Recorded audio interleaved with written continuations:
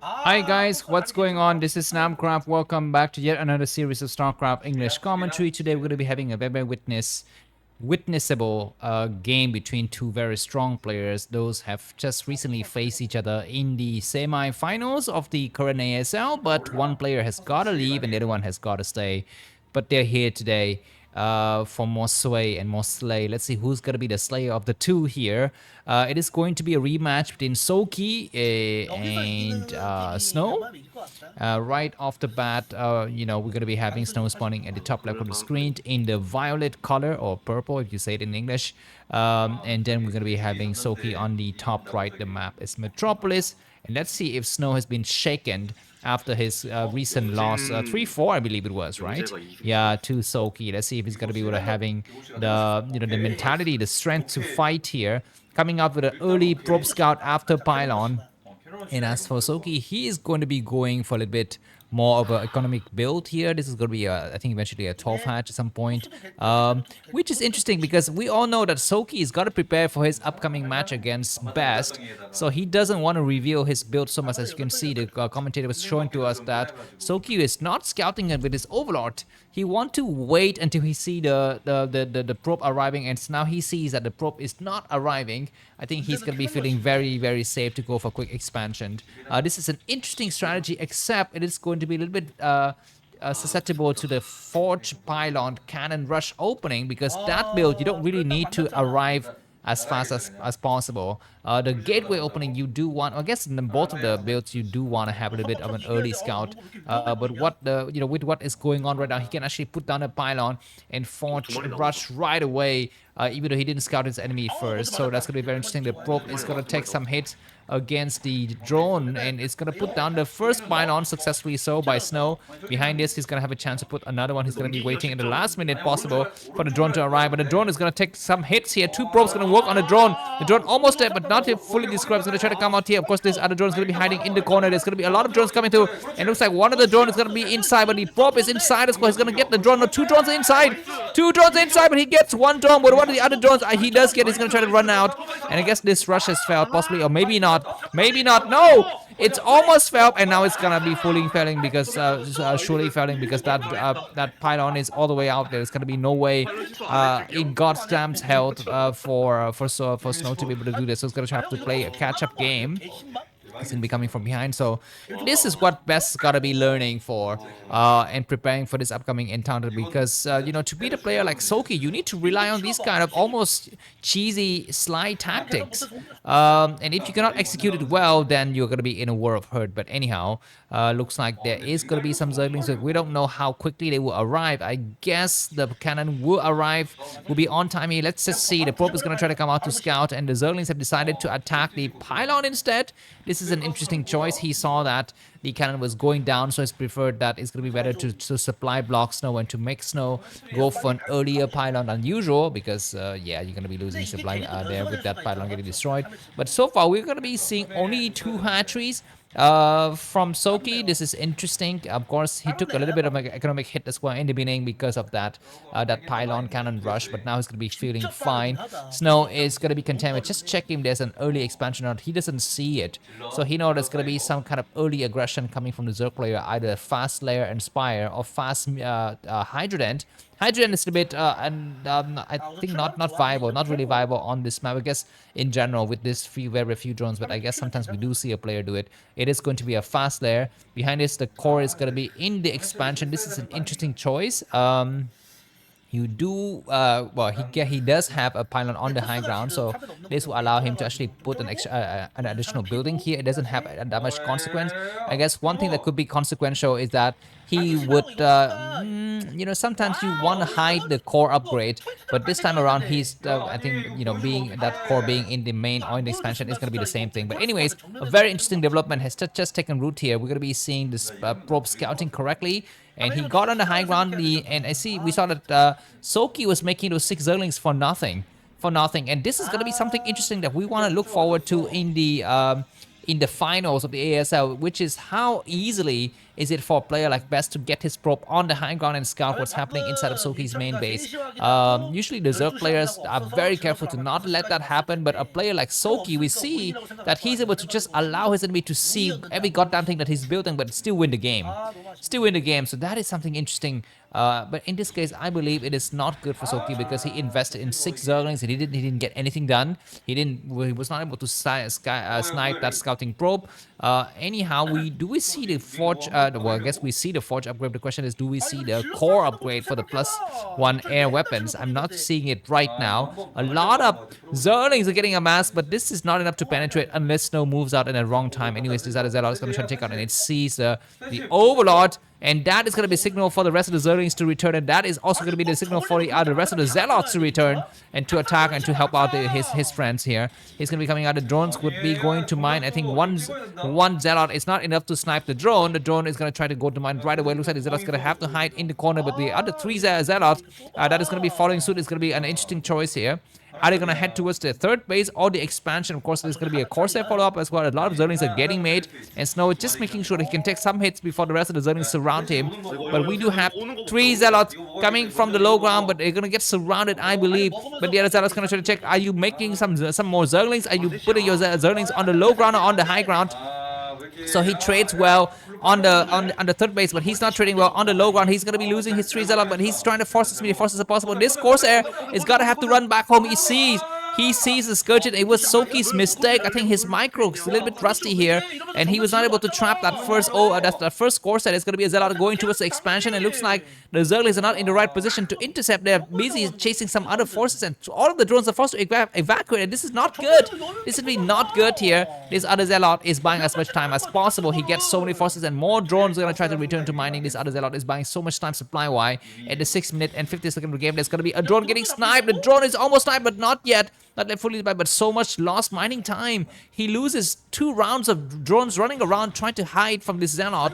And this is going to be critical moment here for Soulkey. During this time, he's going to amass a lot of forces, possibly build up 3 or 4 Corsairs, maybe go for the +1. And that's going to be a Hydra and really hidden out of sight here. It's going to be a nice choice. And of course, the Snow Zealots will not live to see it. He's going to try to put up some cannons. He knows he possibly could sense some danger. Sometimes, I think one of you were pointing to me that sometimes it's even possible for the Mutas to dive in the front door with the Zerglings to attack. And this is the reason why the Protoss players sometimes they want to put a second cannon just to be safe. A Zealot escapes the Zergling. The Zerglings are not able to see it. He's going to try to catch it from behind, but he doesn't see anything. It possibly might see now. Yeah, it does see. It does see this other Zealot. So this Zealot is going to get trapped. No, it doesn't get trapped. What the heck is happening? This Zealot will see also the Hydra end. Is it going to try to go to the high ground? It doesn't go to the high ground. He doesn't go to the high ground, and this is a mistake. He's going to try to get some drones. He doesn't get any drones at all. I mean, this is a nice investment. It would be a lot better if he actually get on high ground and drive the Zerglings even further back. But he's going to find that weak drones. He is not able to find it. He's looking for it. He's not able to find it. He's going to try to find another drone somewhere else on this map. He doesn't find anything at all. That's going to be, and we have a Dark Templar coming out. Of course, there's a lot of Overlords around, so this game is already getting very exciting. But we do have the first signs of Hydras, and let's see if this Dark Templar is going to do any kind of damage. One good thing for Snow is that he didn't invest so much in the Corsair fleet. I think he's got about 3 Corsairs, and I don't think he went for the +1 weapons upgrade. He's going to have extra gas to build something else, namely High Templars. Anyways, there's going to be an attack at the third base. It is going to be 5 Corsairs and a Dark Templar, but there's a lot of Hydras at the back. The Dark Templar is going to try to hide until the last moment, and now he's going to start to attack against the Hydras. The Scourges arrive a little bit too late. He gets 1 Hydras, he gets possibly 2 Hydras. He's going to run around, and that egg is going to be an Overlord. Yeah, there's going to be another Overlord getting morphed, but Hydra is going to melt very quickly, and the Dark Templar escapes. He's going to try to come back. He will attack the Zergling first, and then he's going to attack the rest of the forces, and now we're going to be seeing Soulkey getting supply block. Drones are not mining from this third base. We're going to be having another Overlord getting sniped, maybe 2 more, and Hydras are slow to arrive to the scene. He's going to try to snipe the Scourges. He gets 1 Overlord, and that's going to be the end of this Corsair attack. Possibly he's going to try to run back, and he does get the last Overlord, and now we're going to be having that Dark Templar going to work on the Corsairs. The Corsairs have, going to work on the drones. Of course, the Corsairs have to run like hell. I think all of the Corsairs have survived. Maybe 1 was sniped by the Scourges. I'm not so sure, but anyhow, this Dark Templar escapes. The Dark Templar is still alive and is out there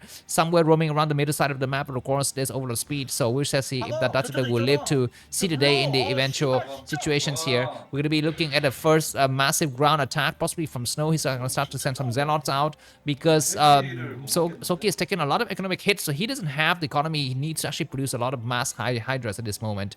So these Zealots with the +1 upgrades and legs upgrade could be a little bit devastating here. Zerg is going to try to look around to see if there's any kind of reinforcement. Hydra's going to be waiting because he knows the angle of the Zealots attack. They can only come towards the third base. Now during this time, if Soulkey try to sneak in a hidden a hidden fourth base, it would be very interesting. But he's not doing that, and we're seeing that Snow is carefully checking the base at the 530 position. He does actually go on the high ground. That's fine. Sometimes you want to go on the high ground just to check. He's going to try to get as many drones as possible. Does he get maybe 0 drones?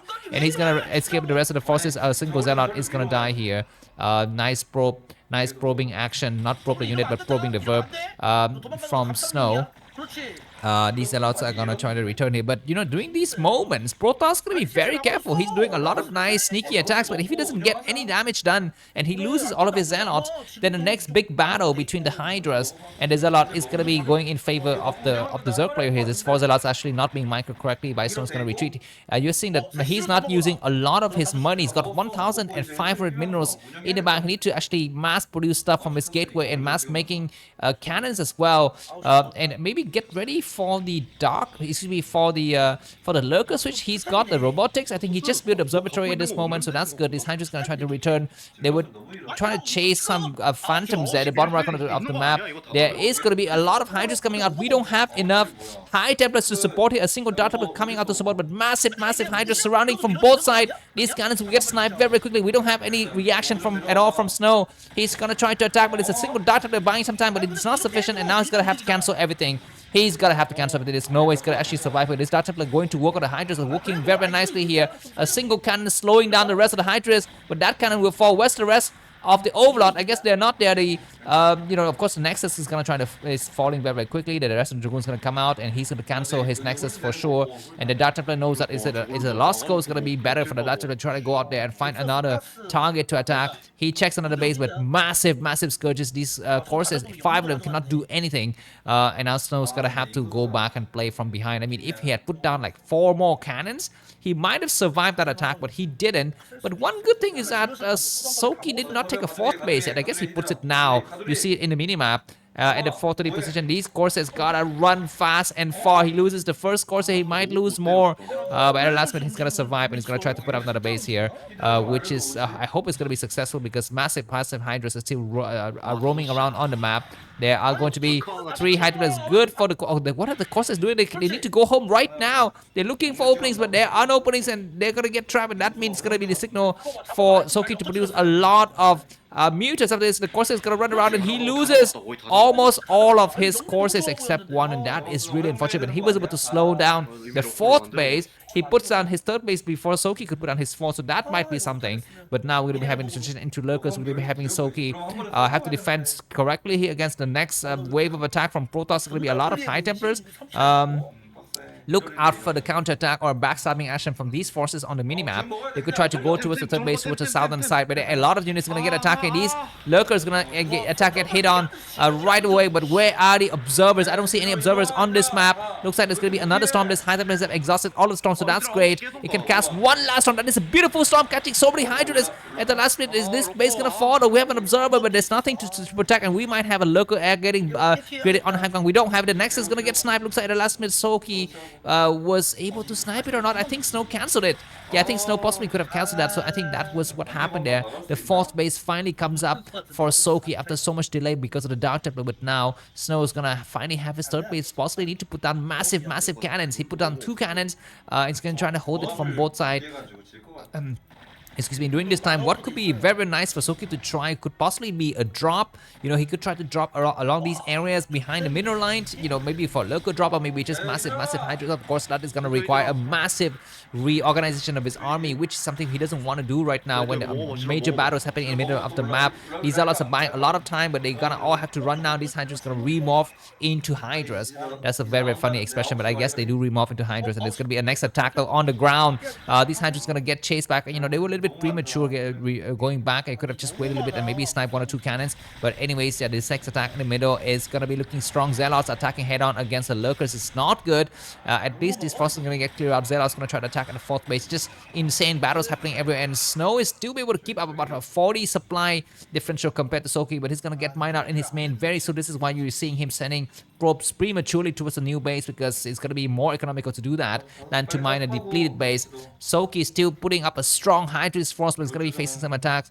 And also he would be posing a threat of counter-attack on the 3rd base of Snow. The next battle might begin, so this is going to be a lot of storming against a lot of Hydras and Lurkers. Lurkers are protected behind by the Hydras. I would like for Soulkey to actually make some Zerglings as well, to try to run around and do some kind of maneuvers, but I guess during this time he prefer to stick with massive Hydras and massive Lurkers. Nice attack, and he's not storming, he's waiting for the Hydras to fully commit themselves, and you see that Soulkey is very cunning. He feigns an attack. He looks like he's committing a lot of Hydras to the attack, and then eventually at the last minute he pulls back. But very, very lucky that Snow was not able to take the bait. He did not take the bait, excuse me, and he did not lose any storm. But there's gonna be a single Hydra that's getting sniped here before casting a storm. That was not a bad storm. It was decent, I think. A nice overlord to actually spot and block the Dragoons upgrade, and then really having a nice run from both sides. Great pullback from Soulkey. Soulkey's army control is amazing, but now Snow is ahead by about 50 supply. I'm not so sure if this supply differential is going to last, because we will have the 4th base coming up very soon, and drones will get saturated to that base. And during this time, like I said, when you're in doubt, you want to make a Dark Templar. A Dark Templar,